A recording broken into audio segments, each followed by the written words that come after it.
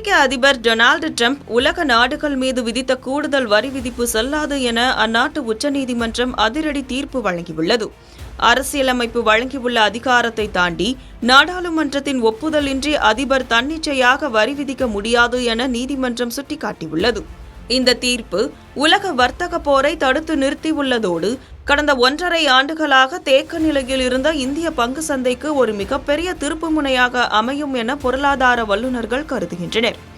இந்த விவகாரம் குறித்து பங்கு சந்தை நிபுணர் PR சுந்தரிடம் கேட்டபோது அவர் கூறியதாவது: கடந்த 1.25 வருஷமா இந்திய பங்குச்சந்தை உலகத்திலேயே மிக மோசமான பங்குச்சந்தையாக இருந்தது. 2 முக்கியமான விஷயங்கள் எதிர்பார்க்கப்பட்டது. ஒன்று மத்திய பட்ஜெட், 2வது இந்திய அமெரிக்க வர்த்தக ஒப்பந்தம். அந்த பட்ஜெட்டு பங்குச்சந்தை சார்ந்து ஒரு நெகட்டிவான பட்ஜெட், டிசப்பாயிண்டிங் பட்ஜெட் அப்படின்னு சொல்லலாம். ஏன்னா செக்யூரிட்டி டிரான்சாக்ஷன் டேக்ஸ், பங்கு பரிவர்த்தனை வரி, அதை அதிகமாக்கிட்டாங்க. இதனால் பங்குச்சந்தைகள் பெருமளவு சரிஞ்சுது. ஏற்கனவே இந்தியாவுக்கு எதிராக 50% வரி இருந்தது. அது இப்போது 18% அப்படின்னு குறைச்சிருக்கிறாங்க.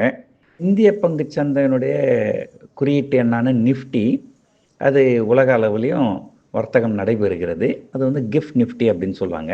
அந்த கிஃப்ட் நிஃப்டி இப்போதைக்கு 3% உயர்ந்து காணப்படுகிறது.